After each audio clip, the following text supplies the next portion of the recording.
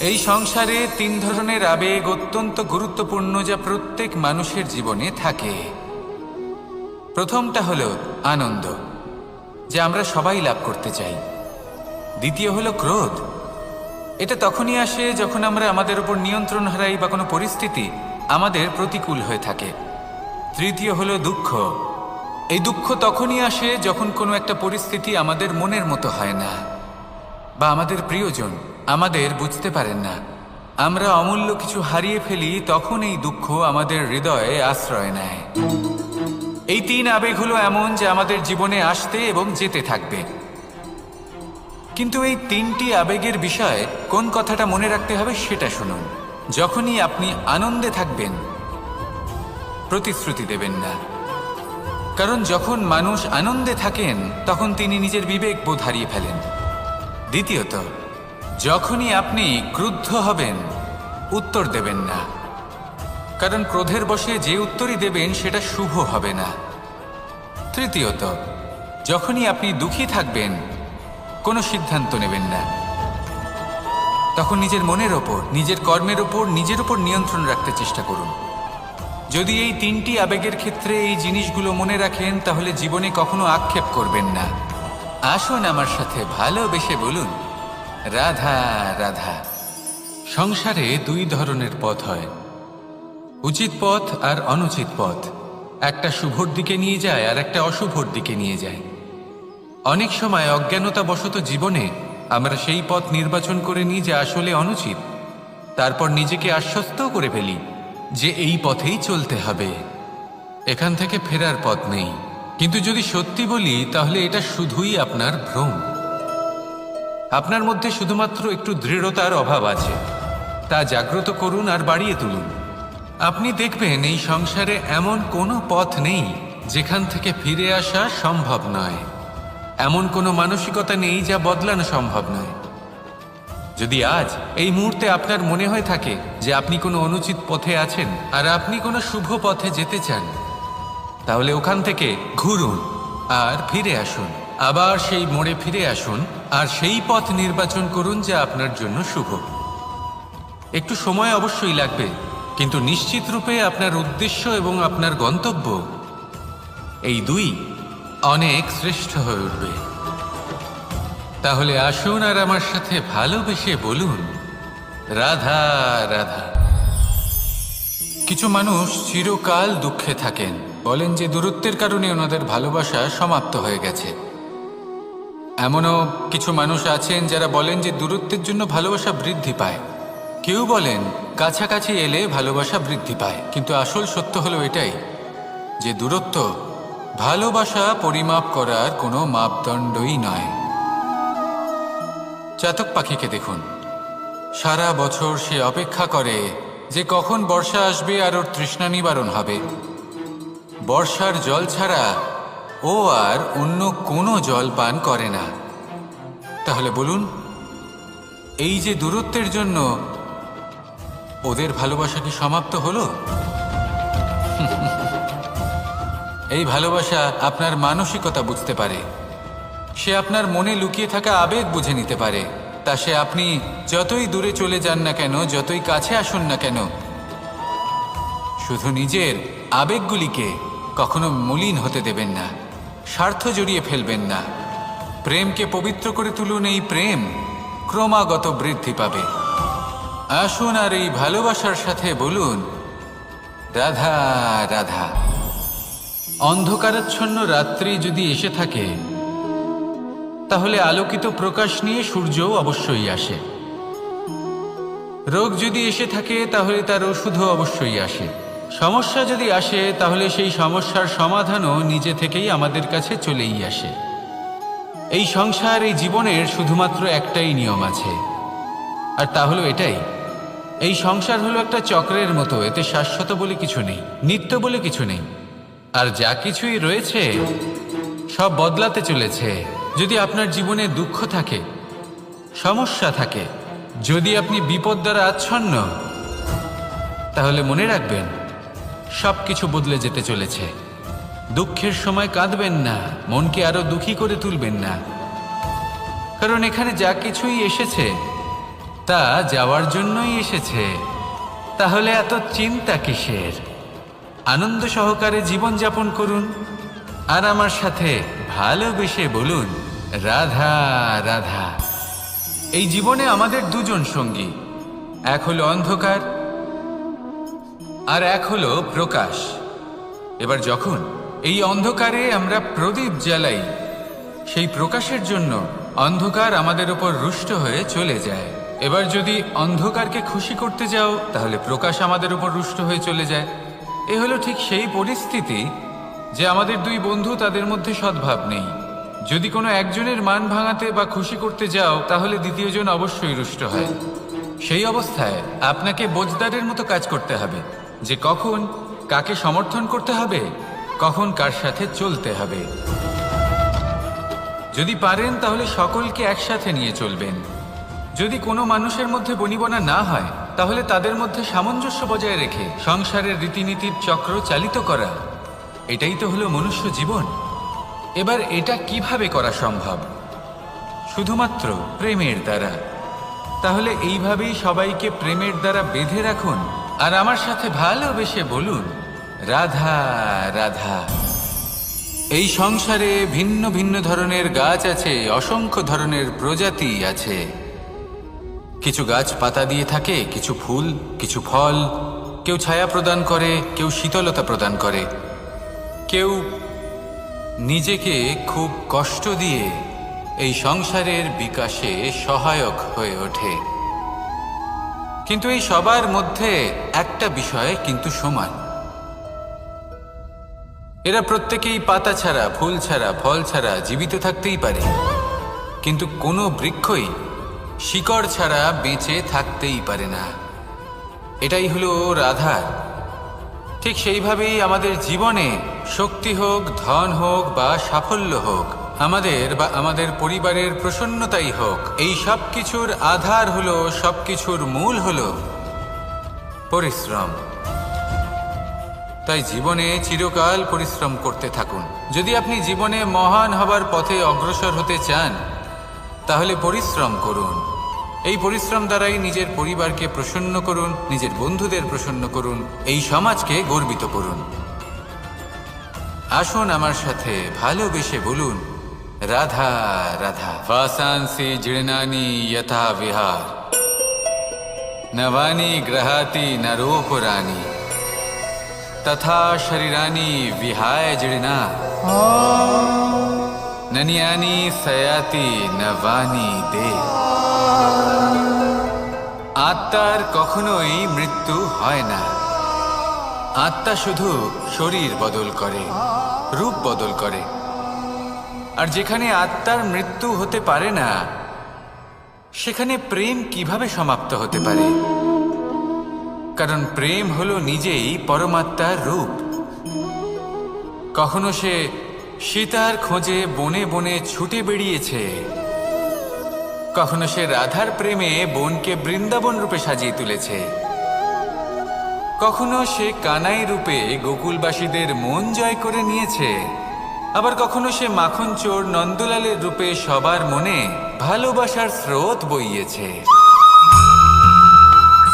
কখনো নিজের হাতে বাঁশি নিয়ে তাতে ভালোবাসার সুর তুলেছে, আবার কখনো নিজের আঙুলে সুদর্শন চক্র ধারণ করে ধর্ম এবং প্রেমের বিরোধীদের সংহার করেছে। কখনো সে যশোদানন্দন হয়ে গোকুলে অনেক লীলা করে বেরিয়েছে, আবার কখনো দেবকী নন্দন রূপে কংসের লীলার পরিসমাপ্তি ঘটিয়েছে। কখনো যুদ্ধ বিমুখ হয়ে প্রজাদের রক্ষা করেছে, আবার কখনো ধর্ম রক্ষার জন্য সে যুদ্ধে অবতীর্ণ হয়েছে সারথীর রূপে, এবং এই সংসারকে গীতার জ্ঞান প্রদান করেছে। এই ভালোবাসা নয় তো কি? যে গোলকে নিজের রাধাকে হারানোর পরে নিজেও পৃথিবীতে অবতীর্ণ হয়েছে এই সংসারকে প্রেমের শিক্ষা দিতে। এ প্রেম ছাড়া আর কি যে বৈকুণ্ঠে নিজের লক্ষ্মীকে হারিয়ে সেই সংসারে শ্রীনিবাসের রূপে এসেছে, এই সংসারে নিজের ভালোবাসাকে পেতে এসেছে। এই প্রেম হলো অনন্ত, এর যাত্রা হলো অনন্ত, এবং এই প্রেম যার যাত্রার কোনো অন্ত নেই আর যার প্রভাব হলো সুগভীর, সেই পরমাত্মারূপী প্রেমকে এই প্রেম দূতের প্রণাম। আসুন আর আমার সাথে ভালোবেসে বলুন, রাধা রাধা। এই সংসারে সবাই বলেন, আমি অর্জুনের মতো হয়ে উঠতে চাই। সবাই চায় যে তারাও যেন অর্জুনের মতো গান্ডীব লাভ করে। তারাও চায় যে তাদেরকেও মহাদেব এসে পশুপতি অস্ত্র দান করবেন। তারাও এটাই চায় মহাভারতের মতো মহাসংগ্রামে বিজয়ী হতে। কিন্তু সবাই ভুলে যান যে অর্জুন যা হতে পেরেছিলেন সবকিছুই অর্জন করেছিলেন। যদি আপনিও অর্জুনের মতো গান্ডীব লাভ করতে চান, তবে আপনাকেও তার মতোই শ্রেষ্ঠ কাঠ নির্বাচন করতে হবে। সেই কর্ম আপনাকেই করতে হবে। তার প্রত্যঞ্চা যাতে তীব্র হয়, তার জন্য আপনাকে সর্বশ্রেষ্ঠ দড়ি খুঁজে বের করতে হবে। আপনার বাণ যাতে ঘাতক হয়, সেই জন্য আপনাকে নতুন নতুন ধাতু খুঁজে বের করতে হবে। সেই শিক্ষা আপনাকে লাভ করতে হবে, তবেই আপনার ইচ্ছে পূর্ণ হবে। অর্জুন হওয়া বড়ই সরল, যদি আপনি কিভাবে অর্জন করতে হয় তা জানেন। শুধুমাত্র স্বপ্ন দেখেন যারা, তারা কখনোই অর্জন করতে পারবেন না। কিন্তু যদি কেউ অজ্ঞাতবাস ভোগ করতে পারে, যদি কেউ লাক্ষাগৃহ থেকে পালিয়ে বাঁচতে পারে, যদি কেউ কঠোর তপস্যা করতে পারে, প্রতীক্ষা করতে পারে এবং পরিশ্রম করতে পারে, তাহলে সে অর্জুন অবশ্যই হয়ে উঠবে। যদি আপনি অর্জুন হয়ে উঠতে চান, তাহলে কর্ম করতে শিখুন আর আমার সাথে ভালোবেসে বলুন, রাধা রাধা। আপনি কখনো রেশমের কীট দেখেছেন? নিজের সুরক্ষার জন্য সে নিজের লালা থেকে একটি সুতো উৎপন্ন করে আর সেই সুতো দ্বারা নিজেকে পেঁচিয়ে নেয়, প্রকৃতি এবং অন্য জীবজন্তুর হাত থেকে সুরক্ষার জন্য। কিন্তু যখন সেই সুতো শুকিয়ে যায়, তখন কি হয়? তা একটা খোলসে পরিণত হয়, এত সবল হয়ে যায় যে সেই রেশমের কীট তা ভেঙে বাইরে বেরিয়েই আসতে পারে না। শেষ পর্যন্ত এই কারণেই সে মৃত্যু লাভ করে। এবার যদি একটা প্রজাপতির কথা বলি, তাহলে প্রজাপতি কি করে? যখন সে উড়তে চায়, সে নিজেই নিজের খোলস ভেঙে ফেলে। সে তার পাখনা মেলে আর তারপর সে আকাশে উড়ে বেড়ায়। এটাই হলো শিক্ষা আমাদের জন্য। যদি আমরা আকাশে উড়ে বেড়াতে চাই, তাহলে আমাদেরকেও অন্তর থেকে সেই খোলস ভাঙতে হবে, অর্থাৎ নিজেদেরকে বন্ধন থেকে মুক্ত করে দিতে হবে। সুরক্ষার জন্য কোনো বাঁধনে জড়িয়ে পড়া, এ হলো সবথেকে বেশি অসুরক্ষিত কার্য। জীবনে সুরক্ষার ভয় থাকাটা উচিত, কিন্তু তা যদি অত্যাধিক হয়ে যায়, তাহলে তা আপনাকে এতটাই দুর্বল করে দেবে যে আপনি নিজেরই সুরক্ষার চক্র ভেঙে বেরোতেই পারবেন না। যদি আপনি নবনির্মাণ করতে চান, তাহলে আপনাকে নিজের এই সুরক্ষা কবচ ভেঙে বেরোতেই হবে। সাহসের সাথে পরিশ্রম করতে হবে। আর যদি আপনি এটা করতে পারেন, তাহলে আপনার উড়ান কেউ আটকাতে পারবে না। আসুন আমার সাথে ভালোবেসে বলুন, রাধা রাধা।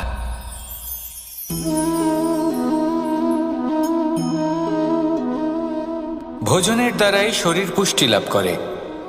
ছোটবেলা থেকে আজ পর্যন্ত যাই আপনার ভোজন হয়ে থাকুক, যাই আপনার আহার হয়ে থাকুক, সেই অনুসারেই আপনার শরীর গঠিত হয়েছে। এই ভোজন অত্যন্ত গুরুত্বপূর্ণ, সেই জন্য এর প্রত্যেক অংশকে বোঝা খুব আবশ্যক।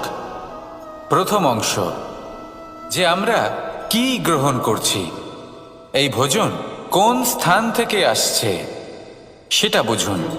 দ্বিতীয় অংশ, ভোজন কে বানাচ্ছেন। এই ভোজন সর্বশ্রেষ্ঠ তখনই হয় যখন মাতার হাতে তৈরি করা ভোজন হয়।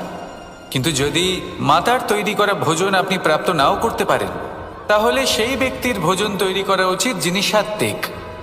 তৃতীয় অংশ, কোন স্থানে আপনি ভোজন গ্রহণ করছেন। যে স্থানে আপনি ভোজন গ্রহণ করছেন তা সাত্ত্বিক হওয়া উচিত। তাহলে অত্যন্ত গুরুত্বপূর্ণ। এবং চতুর্থ সবথেকে গুরুত্বপূর্ণ অংশ, তা হলো এই ভোজন আপনি যার দ্বারা প্রাপ্ত করেছেন, যেখান থেকে প্রাপ্ত করেছেন, যে স্থানে বসে আপনি ভোজন গ্রহণ করছেন তার প্রতি কৃতজ্ঞতা প্রকাশ করুন এবং ভোজন পূর্ণরূপে সমাপ্ত করুন। তবেই এই ভোজন আপনাকে সুখী জীবন দান করবে, সুস্থ শরীর দেবে, আর এই মন তা সুপ্রসন্ন হয়ে বলবে, রাধা রাধা। যদি আমি কোনো বনে যাই, কোনো নির্জন বনে, সেই বনের বিষয়ে, সেই পথের বিষয়ে, গাছপালার বিষয়ে, পশুপক্ষীর বিষয়ে আমার যদি কোনো জ্ঞান না থাকে, সেই বনের ক্ষুদ্র থেকে ক্ষুদ্রতর অংশের বিষয়ে যদি আমার কোনো জ্ঞান না থাকে, তাহলে হতেই পারে সেই বনে কোথাও আমি হারিয়ে যাব। হয়তো এমনভাবে হারিয়ে যাব কোনোদিনও বাইরেই বেরোতে পারবো না। তাই সেই বনের বিষয়ে জ্ঞান লাভ করা আবশ্যক। এটাই হলো শিক্ষা। জীবনে বেশিরভাগ মানুষই কেন অসফল হন? ওনারা একটা লক্ষ্য স্থির করেন, কিন্তু সেই পথের বিষয়ে তারা পর্যাপ্ত জ্ঞান অর্জন করেন না। সেই পথে কি বিপদ আসতে পারে প্রত্যেকটা পৃষ্ঠার জ্ঞান তাদের নেই, আর সেই জন্যই তারা অসফল হন। আপনি জীবনে যখনই কোনো লক্ষ্য স্থির করবেন, কোনো লক্ষ্য সাধন করবেন, পরিকল্পনার সাথে সেই পথে অগ্রসর হন। সেই পথকে বোঝার চেষ্টা করুন, সেই পথের বিপদ সম্পর্কে জ্ঞান লাভ করুন, সব কিছু জানার চেষ্টা করুন, অজানা তথ্য আহরণ করুন, আর তারপর সেই লক্ষ্যের প্রতি নিজেকে সমর্পিত করুন। তবেই আপনি সাফল্য লাভ করবেন, আর এই মন প্রসন্ন হয়ে বলবে, রাধা রাধা।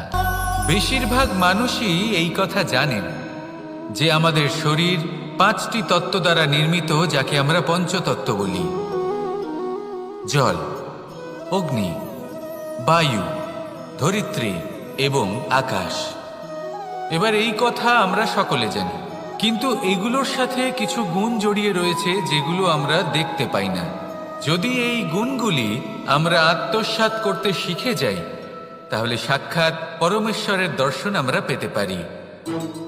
যদি কথা বলি প্রথম তত্ত্বের, জলের কথা, জল যা প্রত্যেক জ্বলনকে শীতলতা প্রদান করে।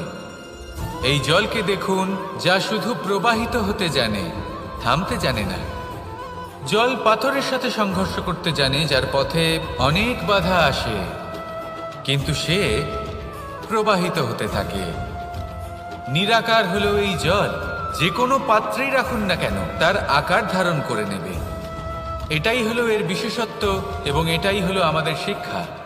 কিভাবে প্রবাহমান থাকতে হবে, কিভাবে আমাদের থামলে চলবে না, তাতে আমাদের পথের মধ্যে যতই যেরকমই সমস্যা আসুক না কেন, আমাদের এই জলের মতোই নিরাকার হয়ে যে কোনো পরিস্থিতিতেই প্রবাহমান থাকতে হবে। এই শিক্ষাই জলের থেকে লাভ করুন, আর আমার সাথে ভালোবেসে বলুন, রাধা রাধা। এই সংসারের অন্তের, এর বিনাশের প্রারম্ভ কিভাবে হয়? কোনো যোগের মাধ্যমে, কোনো ভয়ানক অসুরের আগমনে, নাকি প্রকৃতির রাগের কারণে? না, এই সংসারের বিনাশের প্রারম্ভ হয় আমি থেকে। এই আমি, এই তুমি, এটা আমি করেছি, ওটা তুমি করেছো, এটা আমার, ওটা তোমার, আদি ইত্যাদি। এই ভাব যখন মনে বাসা বেঁধে নেয়, সর্বপ্রথম ঘর ভাগ হয়, তারপর বসতি, তারপর প্রাণ, আর তারপর দেশ, আর সবার শেষে সমস্ত সংসার ভাগ হয়ে যায়। আর এই ভাগ হয়ে যাওয়া শেষে মনোমালিন্যে পরিণত হয়। এখন এমত অবস্থায় কি করা যেতে পারে? কিভাবে বাঁচা যায় এই পরিস্থিতির থেকে? কিভাবে দূরে থাকা যায় এই বিনাশের থেকে? উত্তর সেই একটাই, করুণা। একে অপরের দরকারগুলি বুঝুন, একে অপরের সমস্যাগুলি বুঝুন, একে অপরের দুঃখের সাথী হয়ে দাঁড়ান, একে অপরের সুখের ভাগীদার হন। আর শেষে যখন এই আমি আমরাতে পরিণত হবে, তখন এই বিনাশ নিজে থেকেই দূরে চলে যাবে। তাহলে আমরাতে বিশ্বাস করতে শিখুন, আর আমার সাথে ভালোবেসে বলুন, রাধা রাধা। এই মুদ্রা, এবারে ভাবুন, এটাই আমাদের জীবন। জীবনের সুখ আর দুঃখ এই মুদ্রার, এই জীবনের দুটি দিক। কিন্তু যখনই আমরা ঈশ্বরের কাছে প্রার্থনা করি তখনই আমরা সুখ চাই, আর সেই সুখ আসেও। আর যখনই সেই সুখ আসে তখন ব্যক্তি সর্বপ্রথম তাকে ভুলে যায় যে দুঃখের সময় ওনার সাথে ছিলেন। আর এমত অবস্থায় উনি সাহায্য করেন না, উনি করেন উপকার। আর এই উপকারের বদলে মানুষের থেকে উনি নিজের জন্য শ্রদ্ধা চান। আর সেই শ্রদ্ধা, সেই চাহিদার কারণে উনি নিজেকে অন্যদের থেকে শ্রেষ্ঠ, অন্যদের থেকে ভিন্ন মনে করতে বিবশ হয়ে যান।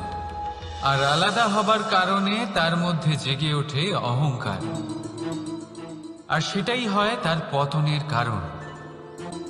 এবার এতে কি করা যেতে পারে? কি চাওয়া যেতে পারে ঈশ্বরের কাছে?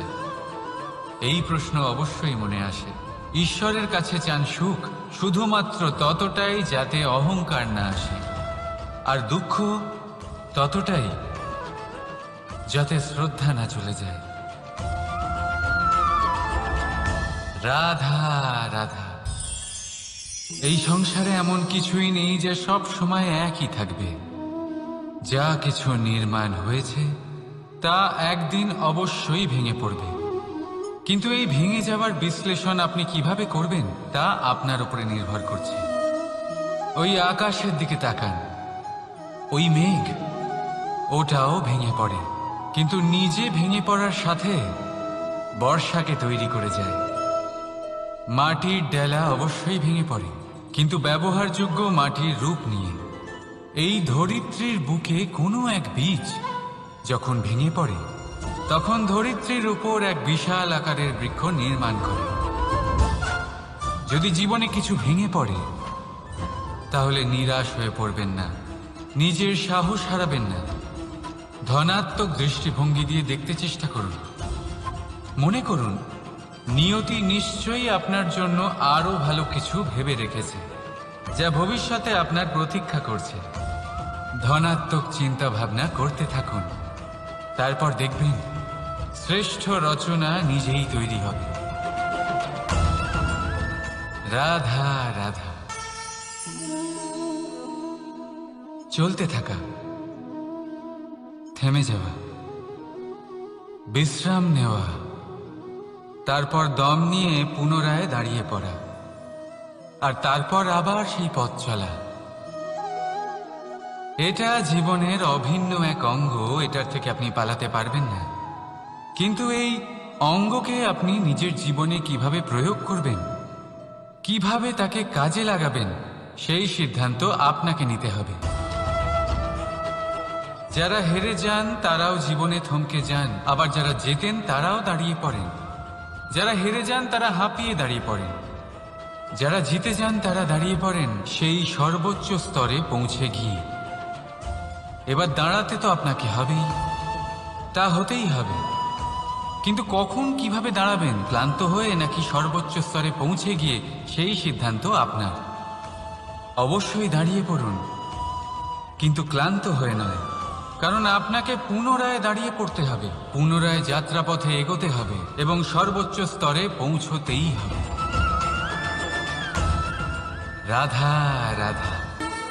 স্বপ্ন, আমরা জীবনে স্বপ্ন দেখতে থাকি, সেটা পূরণ করার পূর্ণ প্রয়াস করে থাকি, কিন্তু এই স্বপ্ন পূরণ না হওয়ার পরিস্থিতিতে আমরা ভেঙে পড়ি, ছিন্ন বিচ্ছিন্ন হই।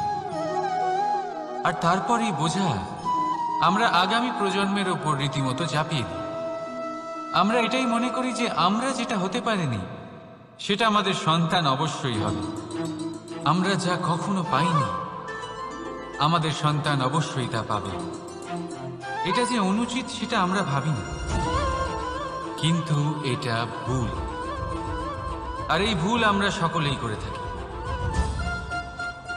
সন্তান প্রকৃতি আর পরমাত্মার আশীর্বাদ। ওদের ভেতরে তাদের নিজের একটা অস্তিত্ব লুকিয়ে থাকে, সেটা মন দিয়ে দেখুন তো। আপনি শুধু ওই সন্তানকে জন্ম দিয়েছেন, কিন্তু ওর জীবন আপনার নয়। তাই নিজের সন্তানের সাথে থাকুন, সময় কাটান, ওদেরকে ভালোবাসুন, সবসময় প্রেরণা দিন, কিন্তু প্রেরণা দিন ওর নিজের অস্তিত্বকে বাড়ানোর জন্য, ওর নিজের স্বপ্ন পূরণ করার জন্য, আপনার স্বপ্ন পূরণ করার জন্য নয়। ওদের অস্তিত্বকে পূর্ণাঙ্গে বৃদ্ধি পেতে দিন। রাধা রাধা। এই পুকুর দেখছেন আপনি? পুকুরের জল কখনো প্রবাহিত হয় না, একই স্থানে জমে থাকে, আর সেই কারণে কিছুদিন পর ময়লা হতে শুরু করে। কিন্তু তাও আমরা একে ত্যাগ করি না, আমরা তবুও একে পুজো করি। শুধুমাত্র এই কারণে নয় যে অতীতে সে আমাদের তৃষ্ণা মিটিয়েছে, কিন্তু এই কারণেও যে যদিও বা সে ভবিষ্যতে আমাদের তৃষ্ণা না মেটায়, কিন্তু প্রয়োজন হলে আগুন অবশ্যই নেভাতে পারে। ঠিক সেই রকমই হয় আমাদের সম্পর্ক, সম্পর্ক যা আমরা বহু বছর পরিশ্রম করে তৈরি করি, যে দরকার পড়লে আমাদের সহায়ক হয় কোনো না কোনোভাবে। সেই জন্য সম্মান করতে শিখুন এই সম্পর্কগুলিকে, শিখুন এই সম্পর্কগুলিকে অটুট রাখতে। কথায় কথায় এই সম্পর্কগুলিকে ভেঙে দিতে শিখবেন না। রাধা রাধা। বিষ, এই শব্দটা শুনলেই মনে অনেক কল্পনা জন্ম নেয়। কল্পনা অসহ্যকর তিক্ততা, কল্পনা অত্যন্ত বেদনাদায়ক মৃত্যু। এবার যদি আপনাকে জিজ্ঞেস করা হয় যে সবচেয়ে বিষাক্ত বিষ কোনটা, তাহলে আপনি কি বলবেন? কেউ বলবে সর্পের বিষ, কেউ বলবে কাঁকড়া বিছের, কেউ বলবে কালকেউটের বিষ। কিন্তু না, এই সমস্ত রকম বিষ সেই বিষের সামনে টিকতে পারবে না যাকে আমরা বলে থাকি কানের মধ্যে ঢালা বিষ। শুনতে অত্যন্ত মিষ্টি, কিন্তু তিক্ততায় অত্যন্ত বিষাক্ত। পেটের মধ্যে যাওয়া এই বিষ শুধুমাত্র একটি মানুষের মৃত্যুর কারণ হয়, কেবল একটি। কিন্তু কানের মধ্যে ঢালা এই বিষ একাধিক সম্পর্কের নাশ করতে পারে। আর এটাতে সেই ব্যক্তির ভুল নেই যে আপনার কানে বিষ ভরেছে, আপনি তাকে দোষ দিতে পারেন না। এখানে দোষ আপনার নিজের, যে এই বিষকে আপনি নিজের উপরে প্রভাব ফেলতে দিয়েছেন, এই বিষকে সুযোগ দিয়েছেন আপনার ক্ষতি করতে। এটা আপনার ভুল। সেই জন্য কুমন্ত্রণায় কখনো কান দেবেন না। আপনার মনে ভালোবাসার দৃঢ়তা জাগিয়ে তুলুন আর নষ্ট করে দিন এই সংসারের সমস্ত বিষের প্রভাব। রাধা রাধা। জীবন, আমাদের এই জীবন, সুখ আর দুঃখ, এই দুইয়ের মিশ্রণ। এদের সংমিশ্রণই জীবনের ভারসাম্য বজায় রাখে। এখন এই সুখ, সুখ এমন এক বস্তু যাকে সবাই খুঁজে চলেছে।